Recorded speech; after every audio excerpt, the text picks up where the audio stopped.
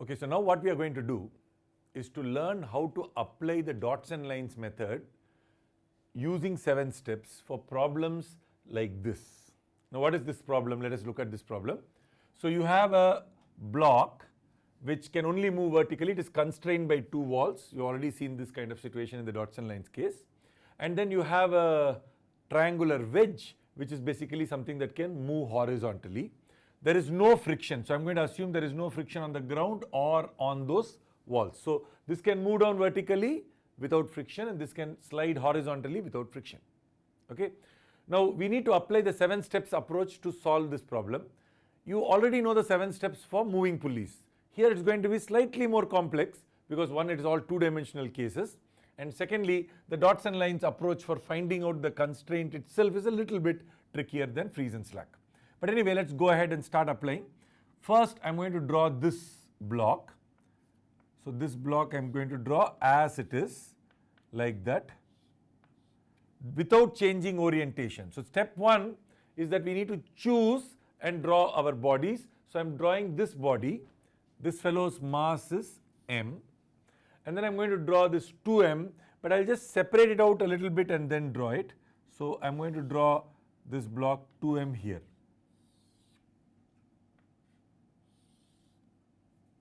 Okay, so this has mass 2m. Since these are going to become free body diagrams, therefore I should make sure that they are separate and there is nothing else connecting to them, right? So I have chosen my 2 bodies and I have drawn them. Now let us go to the second step. What is the second step? Free body diagram, which means mark all the forces acting on these blocks. Now if you take this block m, clearly there is one force which is mg. So let me mark mg, right? And then this inclined plane, this is going to exert a force, but it's going to exert it perpendicular. So that means the normal force is going to act like that. So let me call this normal force N. Are these the only forces? Well, if there are only these 2 forces, can you see that the N has a horizontal component? So this fellow will start to move horizontally. Is there somebody stopping this fellow from moving horizontally? Well, there is something holding it at the top, right? So that is going to exert a force. Let me call this force N1. How do I know it is going to exert it in this direction? Well, it could exert in both, but basically N1 plus N2 together you should think of as one single force, which I am thinking of as N1, or N1, N1 dash. Together I am thinking and combining it as N1. I will not be able to find this or that. Together this entire thing is trying to make sure that this fellow does not slide away. And you can see that this N is obviously trying to make it move in that direction. So you must have a force in the opposite direction. It won't matter because if you assumed it to be this way, you will find there is an opposite direction, but it can be negative because there are 2 normal forces. We can't find them individually. Together it is equivalent to one single force N1. Okay. So that is the constraint which makes it go down vertically. Now, okay, so these are the 3 forces acting on this block. Sometimes we will mark it as 4 forces, but if you mark it as 4 forces, remember you cannot solve all the forces because this N1 and N1 dash, they actually constitute one single piece. Either you are trying to move this way, in which case there is an N1, or you are trying to move this way where there is a force N1 dash. So here I know it is N1. Now let us take the second block. Now this block also has a 2 mg and will have a floor force, right? And not equal to 2 mg in this case because there is a normal force there. So this is another normal force, so I will call it N2 from the ground holding this up. But then just like there is a normal force up there, there is also going to be a normal force like this. These 2 are action-reaction pairs, so this must also be N. So I hope that is clear. No friction, so I have N, N, N1, N2. So if you now look, let's go to the third one because we have drawn the free body diagram. If you look at the third statement, how many equations can I write? Well, I can write one equation in the vertical direction, one equation in the horizontal direction. Here again one equation in the vertical direction, one equation in the horizontal direction. So how many equations will I get? I will get 4 equations. How many variables have already been assumed here? N2, N, and n1. n1 and n is basically the same thing. So that means this is one variable, second variable, third variable. So that means 3 variables are gone. 3 unknowns are already there. 3 variables have been used up. But the point is, with 4 equations maximum, how many variables can you solve for? 4. 3 of them are already sitting here. So how many variables are allowed? 1. You are only allowed 1 variable. Well, when you have only 1 variable allowed, what do you call it? You will call it A. So let us call this A. Now I have a choice. I can call this A or I can call that A. Let me pick. Let us say that I want to call this A, which means this has to be figured out in terms of A. But remember, I am getting 4 equations, so that means I must get 4 accelerations. Acceleration in this direction, acceleration in this direction, acceleration in this direction, and acceleration in that direction. Am I going to write everything in terms of A? No, right? So let me write A here. This is A. What do you think is this acceleration? 0. So mention that it is 0, because obviously this 2m block is not going up. That is step 4. Step 3 tells you only are allowed 1 variable A. Step 4 tells you have to find all 4 accelerations, 1, 2, 3, 4. Because you are saying 4 equations, you have 4 accelerations to find, because you have to write net forces, mass into acceleration. But if I have to write 4 accelerations, I must have 4 accelerations. I have 1 A, 0. And what do I know here? It is not moving in that direction, so 0 meters per second square. And what about downwards? Is it A? That's where we need to use dots and lines. So let us now rework this entire thing using dots and lines. So I'm going to take this, put a dot here, and let me draw that, and let us say that this is the object that we have. If this line moves like that, parallel to itself, this point has moved so much, this is what I would have called A, right? So that means this point would have moved like that, and this would be called A. But actually you want this line, you want to see what happens to that block. The block is going to come down to this place, because it's going to move vertically. This angle is theta, because that angle is theta, this angle is theta. Well, if this angle is theta, this angle is theta. So if I ask what is y, y by A must be equal to tan theta. Y by A, because this side, opposite side by adjacent side is tan theta. Y by A is tan theta. So y is A tan theta. So that means this guy is coming down A tan theta.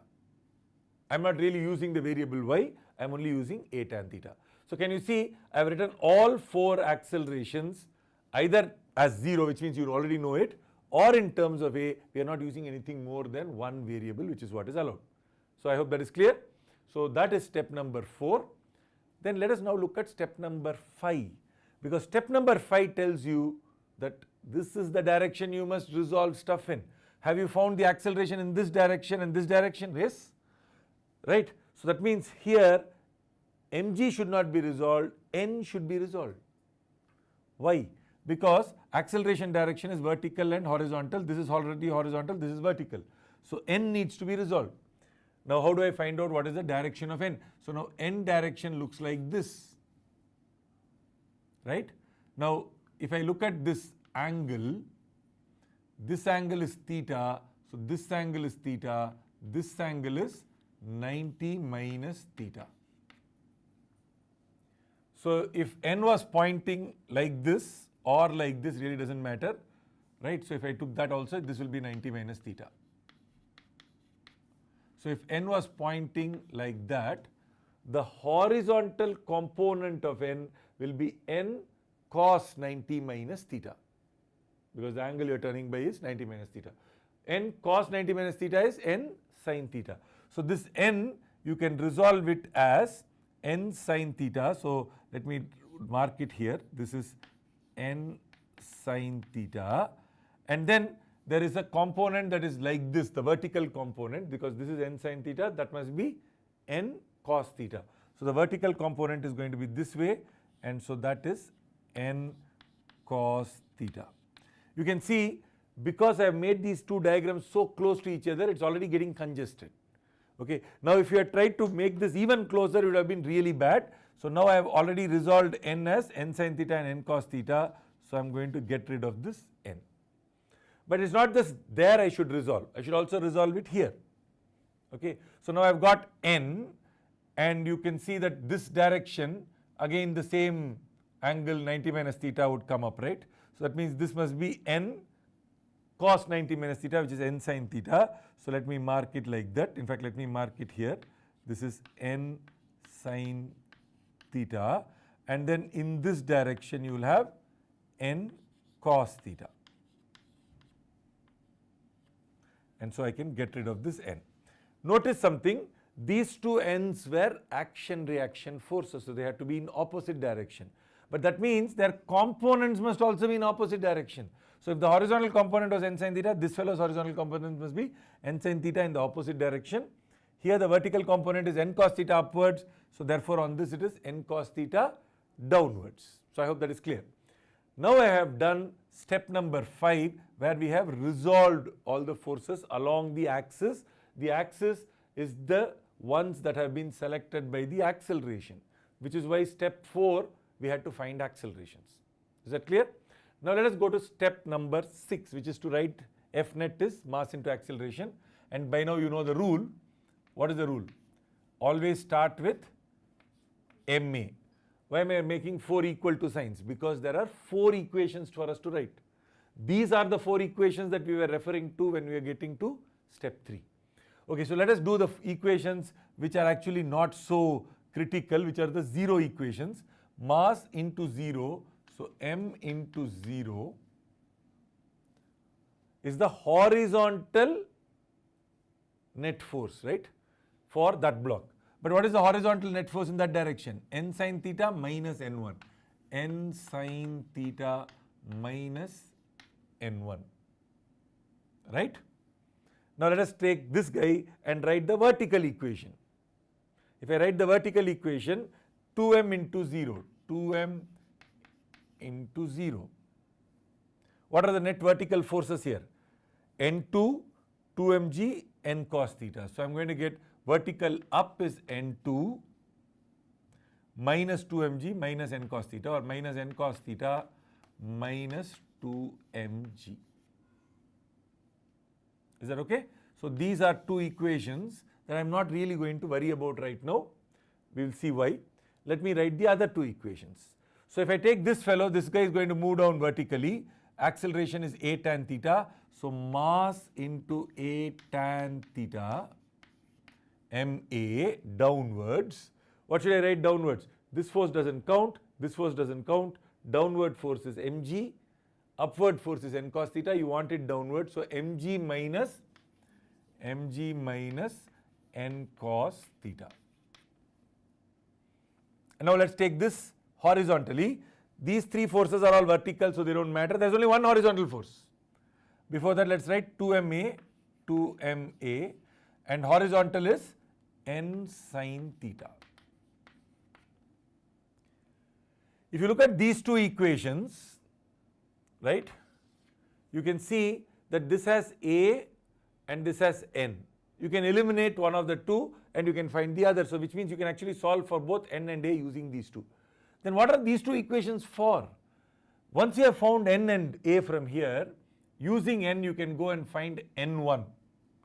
And if you take n here, you can find what is n2. So you can find what this force is and what that force is, but that's not the question. My question is, what is the acceleration of this block? So I really want to find out what is a. So if I want to find out what is a, that means I need to eliminate this and find out a.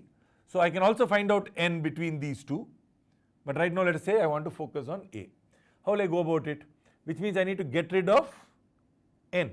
Well, that has an n cos theta, this has an n sin theta. So multiply the first equation by sin theta, and then multiply this fellow by cos theta and add. If I add these 2, then you can see that the n cos theta sin theta and n cos theta sin theta will cancel. You will end up with mg sin theta on the left hand side, and on the right hand side you are going to have ma common, and then you have tan theta sin theta, which is actually sin square theta by cos theta plus 2 cos theta. Can you see that? Okay, so let us take this to this side, and then I'm going to get A is equal to G sin theta cos theta, G sin theta cos theta divided by, well, if I took the cos theta there, that means I multiplied, made this cos square and put a line below, right? Because I took cos theta as the common denominator. So sin square plus cos square is 1. So you have 1 plus cos square theta. 1 plus cos square theta. So that's basically going to come down here. Cos theta went up. So G sin theta cos theta, M got cancelled. So we found the acceleration. It is G sin theta cos theta by 1 plus cos square theta. Now imagine that I had a particular case. So I can put in numbers if I want here. So if, for example, this angle theta was, let us say, 37 degrees. Okay, then this will turn out to be G, which is 10, sin theta is 3 by 5, cos theta is 4 by 5, divided by 1 plus 16 by 25. Is that okay? Why 16 by 25? Because cos square theta 4 by 5 whole square. So if I basically cancel out the 25 and so on, this is going to give me 120 divided by 25 plus 16 is how much? I think it's 41, right? So it is 120 by 41 meters per second square. That turns out to be the acceleration of the triangular wedge, and the acceleration of the block will be A tan theta. So it will be this into tan theta. So if I do this into tan theta, you will get G sin square. The 1 multiplied by tan, cos gets cancelled. So you will get G sin square theta by 1 plus cos square theta, which is reasonably simple. So you can find both this acceleration and this acceleration. Not just that, if you want, you can now substitute for A in one of these equations. You will be able to find what is N. So I hope this is clear how to apply. So let us go through this again. With dots and lines, when you are having moving wedges, you are using dots and lines in step number 4. But you still have to go ahead, draw the blocks, choose the blocks, draw the bodies, draw all the forces, find out how many equations are allowed, are there, how many variables have been used, and how many allowed variables you have. And then in terms of those allowed variables, find all the accelerations. Okay. So once you do that, to do that step, you might use dots and lines. Okay. So once you do that step, then you basically, in terms of the acceleration directions, you will choose the axis and resolve forces. Then in those directions, you will write net forces, mass into acceleration, and then finally solve. So I hope it's clear. I know it's a little bit long. A few problems, once you practice, you will get much more comfortable with this approach. But really hard questions in Newton's laws will all be of this kind, where there is a block that is moving, something else coming down. So to find the constraint statement, you will need to look at dots and lines.